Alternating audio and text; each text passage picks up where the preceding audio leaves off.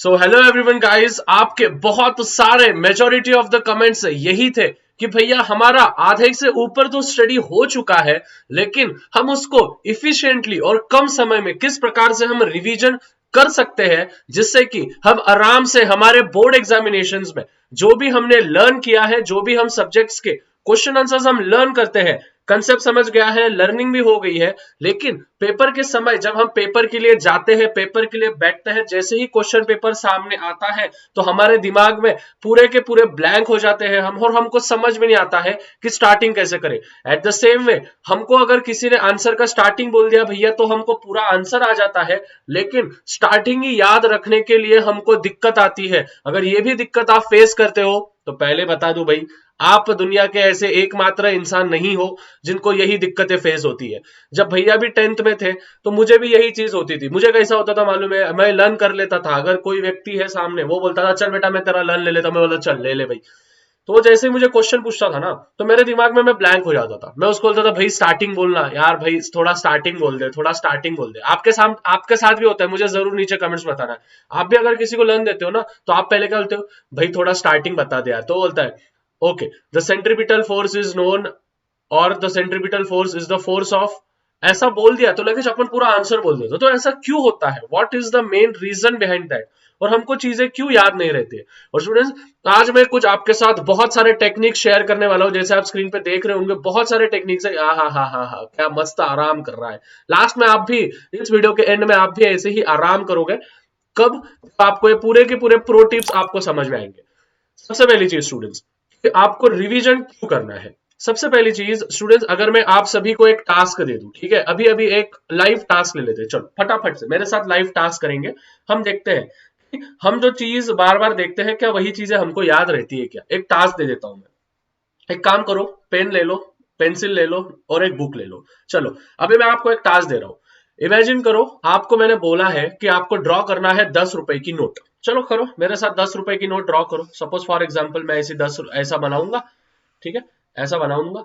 यहाँ पे कुछ तो भी, यहाँ पे अपन 10 रुपए लिखेंगे, यहाँ पे भी अपन ऐसा 10 रुपए लिखेंगे, यहाँ से ऐसी बीच में से पट्टी जाएगी जाएगी जाएगी, ठीक है। यहाँ पे अपने फादर ऑफ द नेशन, ठीक है, विच इज अपने गांधी जी का यहाँ पे पिक्चर होगा, राइट। फिर उसके बाद यहाँ पे कुछ होगा, यहाँ पे कुछ लिखा हुआ होगा, है ना। ऐसे ही सभी चीजों को याद होगा, ऐसे ही यहाँ पे कुछ तो भी इमेजेस वगैरह होंगे, राइट। ऐसे ही सभी को कुछ ना कुछ याद होगा। लेकिन स्टूडेंट्स, क्या आप परफेक्टली, ध्यान से सुनना, क्या आप परफेक्टली इस 10 रुपए की नोट को बना सकते हो? क्या आप परफेक्टली इस 10 रुपए के नोट को बना सकते हो? नहीं बना सकते हो। लेकिन आप 10 रुपए की नोट तो रोज देखते हो भाई, जाहिर सी बात है, बचपन से देखते आ रहे हो, लेकिन तभी भी आप इसको ठीक से ड्रॉ नहीं कर सकते हो। तो मुझे बताओ किस बेसिस पे आप ये कह सकते हो, किस बेसिस पे आप ये कह सकते हो कि आज जो आप आंसर लर्न कर रहे हो वो एग्जाम तक आपको परफेक्टली याद रहेगा? क्योंकि बचपन से आप नोट देखते आ रहे हो लेकिन आपको ड्राइंग नहीं बनाते आ रहे। आपके भैया भी बचपन से नोट देखते आ रहे हैं, लेकिन हमको ड्राइंग नहीं बनाते आ रही है। हमको समझ में नहीं आ रहा है कि भाई गांधी जी का पिक्चर इधर से था या इधर से था, ठीक है। इधर कुछ वो गवर्नर का कुछ लिखे वाला होता है, उनकी साइन होती है, वो किधर रहता है ये भी चीज हमको मालूम नहीं होता है। यहाँ पे भी कुछ नंबर्स वगैरह होते हैं, वो भी चीज हमको मालूम नहीं होते। तो स्टूडेंट्स, मैं यही चीज कह रहा हूँ कि रिवीजन ये एकमात्र चीज है। अगर आप उसको ठीक से रिवीजन करने की टेक्निक आपको आ जाएगी। बच्चे गलत रिवीजन करते हैं। जैसे फॉर एग्जांपल ऐसा समझो कि 10 रुपए की नोट आप बचपन से देखते आ रहे हो, मतलब आप रोज रिवीजन कर रहे हो, लेकिन तभी भी आपको ठीक से बनाते नहीं आ रहा है, मतलब आपका आंसर अभी भी परफेक्शन के तरफ बिल्कुल भी नहीं है। बात समझ में आई क्या नहीं? ओके, इसलिए स्टूडेंट्स मैं भी आज आपको वही बताने वाला हूं कि आप परफेक्शन की तरफ किस प्रकार से जा सकते हो। जैसे मैंने एग्जांपल दिया वो वापस आपके साथ एग्जाम में ना हो, वो चीजें। सबसे पहली चीज स्टूडेंट्स, यहाँ पे मैं आपके साथ 10 से 11 एग्जांपल्स आपके साथ सेट करने वाला हूं, तो वो चीजें ध्यान में रखना है। सबसे पहले students, organising your revision. Organising your revision का अर्थ ये होता है कि अपने आजू बाजू का एनवायरमेंट की बात।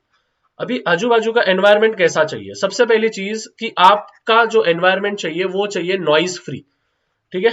Noise free in the sense कि आपके ऐसा नहीं होना चाहिए आप स्टडी को बैठ गए, आपके छोटा भाई बहन जा रहा है, नाच रहा है, ठीक है, ऐसा शर्ट निकाल के नाच रहा है, जिंगा लाला हु, ठीक है, ऐसा नाच रहा है, ऐसा नहीं चाहिए। घर में पापा आ गए, टीवी देख रहे हैं, टीवी पे न्यूज चल रही है, मुझे ड्रग्स दो ड्रग्स दो ड्रग्स दो, ठीक है, ऐसा कुछ चल रहा है, right. No, Arnab Goswami is harmed in this video, okay, sorry for that. उसके बाद आप ये नहीं देख रहे हो कपिल शर्मा शो नहीं चल रहा है, राइट, बैकग्राउंड में मम्मी की सीरियल नहीं चल रही है, ये चीजें नहीं हो रही है, ठीक है, तो बैकग्राउंड फ्री। अभी आप बोलोगे स्टूडेंट्स की भैया घर में तो आवाज होती है, तो बेटा रात को पढ़ाई कर ले लेट नाइट, या फिर सुबह उठ के सुबह सुबह पढ़ाई कर ले। उसके बाद स्टूडेंट्स यहाँ पे देखो एकदम अच्छे से ध्यान से सुनना, यहाँ पे देखो आपका जो भी टेबल और चेयर है, ये चेयर है, ठीक है, उसके बाद ये टेबल है, यहाँ पे कुछ भी सामान नहीं है, ठीक है, नहीं तो आप क्या करते हो स्टूडेंट्स, यहाँ पे कुरकुरे का पैकेट ऐसा पड़े वाला होता है, यहाँ पे बिस्किट होता है, ठीक है, यहाँ पे आपकी यहाँ पे ऐसी पैंट होती है ना, ऐसी पैंट होती है यहाँ पे, राइट, यहाँ पे ऐसा शर्ट टंगा हुआ होता है आवाज को क्या हो गया भाई, यहाँ पे ऐसा शर्ट टंगा हुआ होता है, राइट, तो ये अगर चीज होगा ना तो ये एनवायरमेंट को बहुत ज्यादा हानि कर लेगा।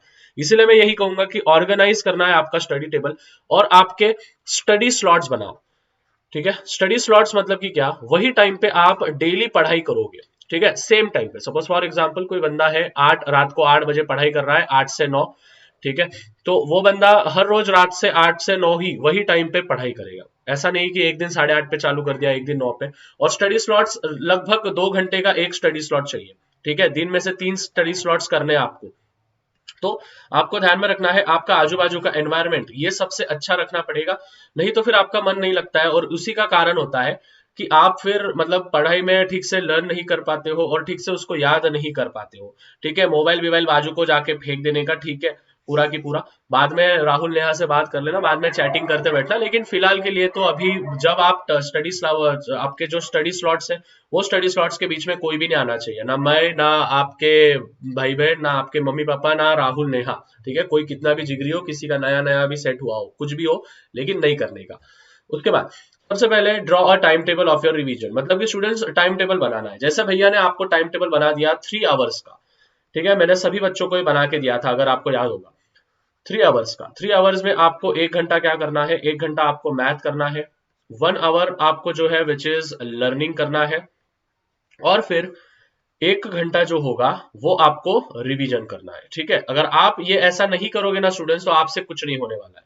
तो इसीलिए मैं बोल रहा हूं, अगर सपोज फॉर एग्जांपल 1 घंटा आपने मैथ कर लिया, मैथ सपोज आपने किया 8 से 9, ठीक है, फिर 15 मिनट का ब्रेक ले लिया, फिर 9:15 से लेके तो 10:15 तक आपने जो है विच इज रात की बात कर रहा हूं मैं, आपने लर्निंग कर लिया। फिर उसके बाद 10:30 से आधे आधे घंटे का ब्रेक, 15 मिनट का ब्रेक दे रहा हूँ, तो 10:30 से लेके तो 11:30 बजे तक आपने रिवीजन कर लिया। इस प्रकार से ये 3 स्लॉट हो गए, ठीक है। तो ये हो गया रात का स्लॉट, राइट, ये हो गया रात का स्लॉट। अभी सुबह का स्लॉट कैसा, सपोज फॉर एग्जांपल आप 5 बजे उठ गए, ठीक है, 5 से लेके तो 6 बजे तक आप वापस क्या करना है, आपको वापस मैथ करना है। फिर 6:15 से लेके तो 7:15 तक आपको वापस क्या करना है, विच इज लर्निंग करना है।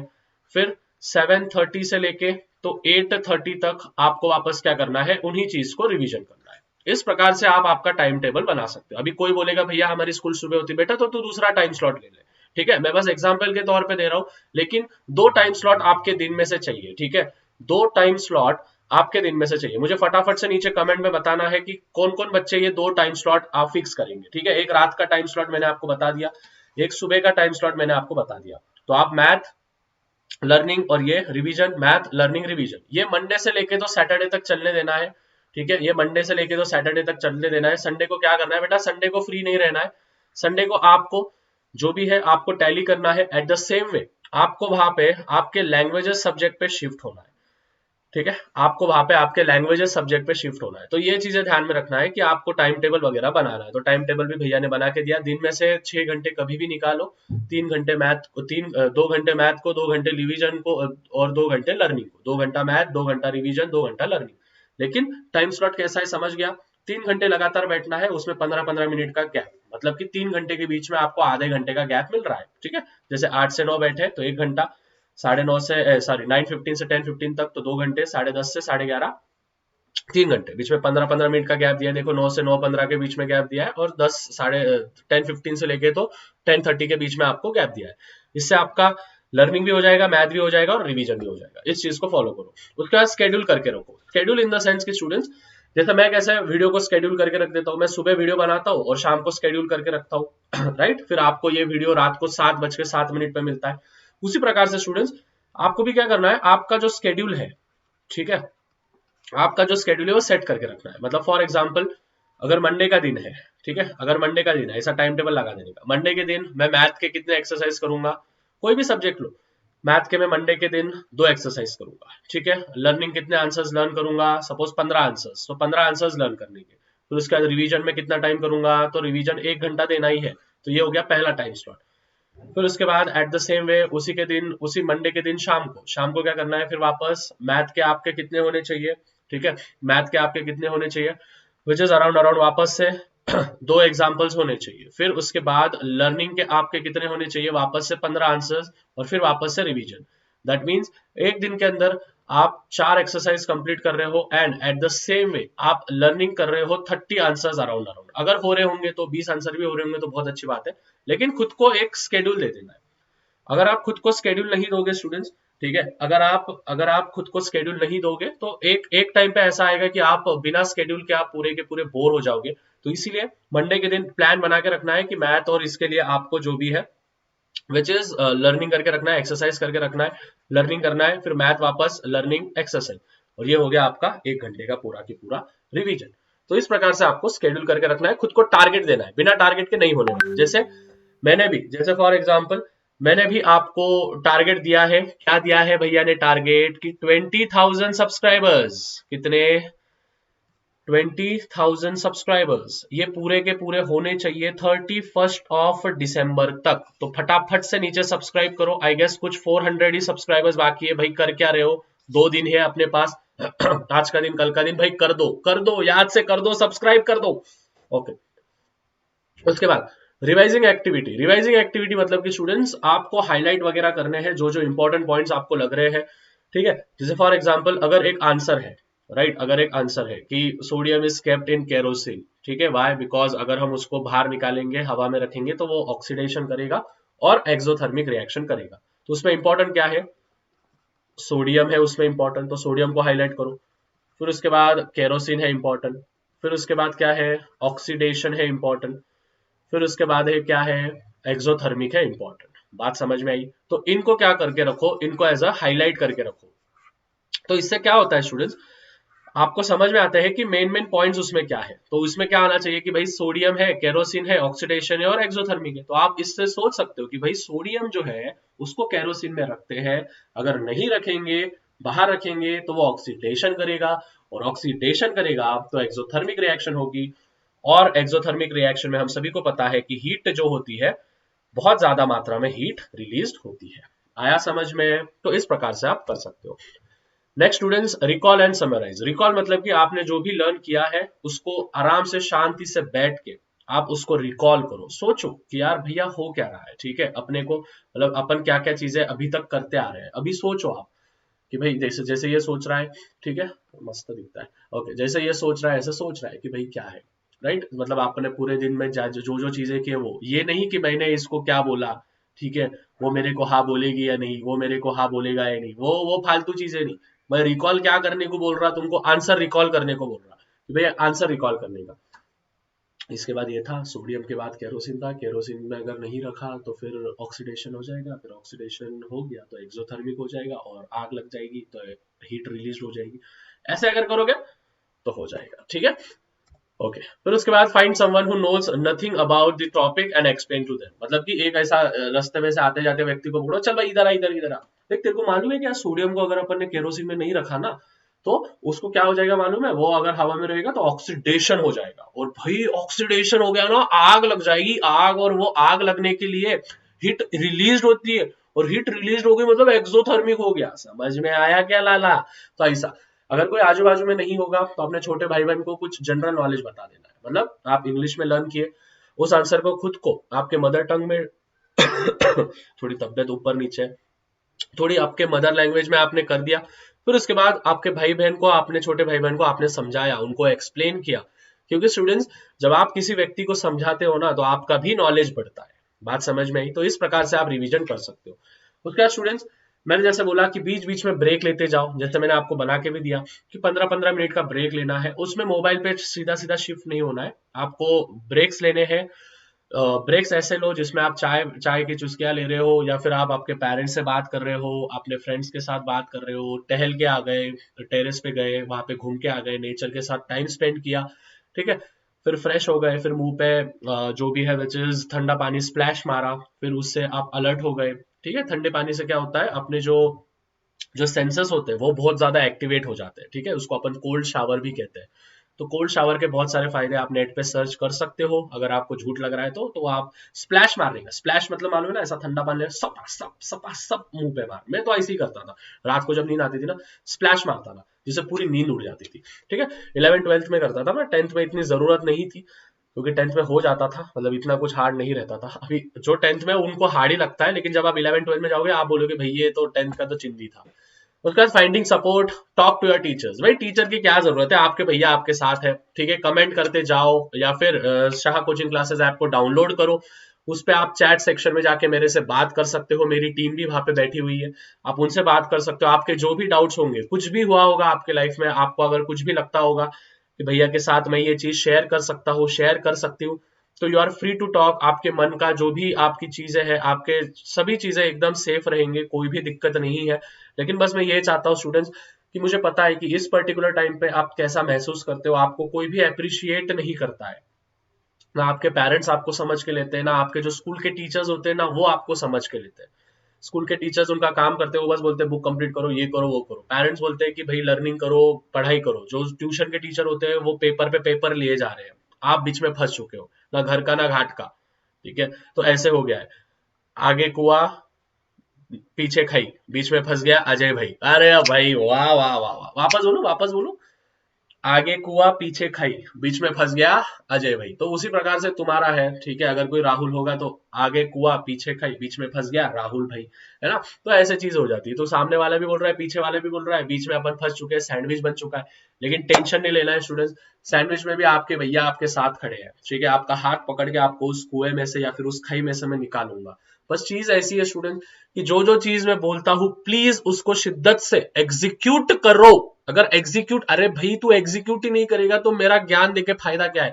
मैं इतना चीजें जो तेरे को बता रहा हूँ, फायदा क्या है। एक बात भी तूने सुन ली ना मेरी, तू आराम से स्कोर कर देगा, मेरे को विश्वास है तेरे पे, मेरे को, किसी को हो ना हो भाई, तू कितना भी नल्ला हो, कोई तेरे पे विश्वास कर रहा है नहीं कर रहा है, तेरे भैया तेरे पे विश्वास कर रहे हैं कि तू फोड़ सकता है, तू मचा सकता है, तू बोर्ड में रैंक ला सकता है। उसके बाद let your family help you. Family को भी बोलना है कि थोड़ा आजू बाजू का वातावरण अच्छा रखो, राइट। मतलब उनके उनके साथ बात करते जाओ स्टूडेंट्स, आप आपके पेरेंट्स के साथ बात करते जाओ। होता क्या है स्टूडेंट्स, हम पेरेंट्स के साथ बात नहीं करते हैं इस पर्टिकुलर एज में, राइट। लेकिन अभी के सभी के पेरेंट्स बहुत ज्यादा मैच्योर हो चुके हैं, राइट। उनके पापा मम्मी सभी मैच्योर हो चुके हैं, राइट। जो बॉयज होते हैं वो ज्यादा पापा से तो बात नहीं करते, वो लड़कियों से, मतलब लड़कियों से नहीं, मतलब मम्मियों से बात करते हैं। और जो लड़कियां होती है वो भी अपनी मम्मी को ज्यादा चीजें नहीं बता सकती है, राइट। तो वो अपने पापा को बताती है। मेजोरिटी ऑफ द थिंग्स ऐसे ही होता है हर बार। अभी किसी के घर में कुछ अलग होता होगा, मेरे को नहीं मालूम, मेरे घर में तो ऐसा ही है। मैं मम्मी को बहुत सारी चीजें बताता हूँ, जो भी चीजें मैं फेस कर रहा हूँ लाइफ में, कोई भी चीज हो, अच्छी चीज हो बुरी चीज हो। और पेरेंट्स का कैसा होता है स्टूडेंट्स, की वो सुन के लेते हैं अपनी बात, और अगर उस पर्टिकुलर टाइम पे कोई अगर सुन के ले रहा है ना अपनी बात, तो वो टाइम निकल जाता है, वो फेज निकल जाता है। और वो फेज निकल गया ना तो आपको बहुत इमोशनल सपोर्ट मिलता है, मेंटली सपोर्ट मिलता है। फिजिकली तो सभी स्ट्रांग है यार, ठीक है। आप हो मैं हूँ, फिजिकली स्ट्रांग है क्योंकि अभी हम यंग है, अब हम फिजिकली स्ट्रांग है, 30 40 तक हम फिजिकली स्ट्रांग है। लेकिन स्टूडेंट्स जो मेंटल सपोर्ट चाहिए वो आपके पेरेंट्स से आपको दे सकते हैं, आपके जो दोस्त होते हैं एकदम अच्छे वाले, 2 या 3 ही होते हैं, वही आपको दे सकते हैं। And the last thing is that कि बच्चा लोग रिलैक्स रहो। जब भी अगर कभी मन हो रहा होगा एक दिन पूरा रेस्ट ले लेने का, तो एक दिन पूरा रेस्ट ले लो, कोई दिक्कत नहीं है, ठीक है। एक दिन पूरा रेस्ट ले लो, गाने सुनो, मूवी देखने चले जाओ, थोड़ा रिलैक्स होते जाओ, ठीक है। अगर आप कंटिन्यूअसली वही चीज करोगे ना तो थोड़ा दिक्कत आ जाएगा। देखो यहाँ पे क्या क्या चीजें लिख के दिया है, ठीक है। रिलैक्स होने के क्या क्या चीजें लिख के दिया है, कि आप रिलैक्स हो सकते हो, स्पेंड टाइम कर सकते हो relaxing each day, such as listening to your music, ठीक है। मेरा जो फेवरेट म्यूजिक है मैंने आपको हमेशा बोला है, आप भी वो सुनते जाओ, बेसब्रिया MS धोनी मूवी का, या फिर आशाएं, ठीक है। तो ये चीजें हैं, ठीक है। मैं एक गाना लाइन सुना के बताऊंगा आपको। कदमों में तेरे बादल झुकेंगे, जब तक तुझे ये एहसास है, तेरी मशालें, जब तक तुझे ये एहसास है, क्यों सोचना है जाना कहाँ, जाए वही ले जाए जहाँ, बे सब्रिया बेसब्रिया। ठीक है, आई नो कि थोड़ा गाना बीच में फंबल हो गया था, ठीक है, दिमाग में अचानक से कोई चीज आ गई थी, लेकिन आई होप आपको समझ गया है। ठीक है, जो भी है रॉ वीडियो बनाता हूँ यार मैं, इसमें कट कॉपी कुछ नहीं करता हूँ, जो दिमाग में आता है वो मैं आपके साथ शेयर करता हूँ। आई होप स्टूडेंट्स आप रिलेट कर सकते हो। ठीक है, गाना बीच में फंबल हो गया था, सॉरी फॉर दैट, लेकिन आप रिलैक्स होते जाओ। ठीक है, ज्यादा टेंशन लेना नहीं है, आराम आराम से चीजें करनी है, और जो जो चीजें आपको बताई गई है उन चीजों को शिद्दत से एग्जीक्यूट करते जाओ स्टूडेंट्स। अगर आप उसको एग्जीक्यूट नहीं करोगे तो जाहिर सी बात है कि आपको रिजल्ट नहीं मिलेगा। एग्जीक्यूशन बहुत नेसेसरी है। जो वीडियो में मैंने बताया है, इस वीडियो को वापस एक बार 1.5x में आप चेक करो। ठीक है, जैसे ही वीडियो खत्म होता है वापस 1.5x में आप चेक करो, वापस से पॉइंट्स लिख के ले लो। जैसे लिख के ले लोगे तो आपको और अच्छे से नॉलेज मिलेगा कि किस प्रकार से हमको स्टडी स्लॉट्स को इस्तेमाल करना है, और हमको रिवीजन हम प्रो के जैसा कर सकते हैं। I hope students everything is clear till here. और साथ ही स्टूडेंट्स 9 बजे आज लास्ट सेशन होने वाला है मौर्या बैच का। ठीक है, मौर्या बैच का तो लिंक डिस्क्रिप्शन में दे दी है, फ्री बैच है। अगर किसी को अभी भी ज्वाइन करना है तो 999 में बैच को ज्वाइन कर सकते हो, क्योंकि 2 जनवरी से मैं पूरा की पूरा सेशन लेने वाला हूँ। 25 से 30 बच्चे के ऊपर बच्चे आ चुके हैं, तो thank you so much for that. लेकिन अगर किसी को अभी भी ज्वाइन करना है तो भाई आ जाओ, ज्यादा डिटेल नहीं दूंगा, नहीं तो आप बोलोगे भैया वापस से वही बोल रहे हो। ठीक है, तो मिलते हैं स्टूडेंट्स अगले सेशन में। और हाँ, चैनल पे नहीं होंगे तो चैनल को सब्सक्राइब करना है, क्योंकि कल तक मतलब 31 दिसंबर तक मुझे 20,000 सब्सक्राइबर चाहिए। बस 400 सब्सक्राइबर्स है, आप चाहो तो आज ही हो जाएंगे। तो ये भी टारगेट मैं आपके साथ दे रहा हूँ। इसी के साथ स्टूडेंट्स पीस आउट।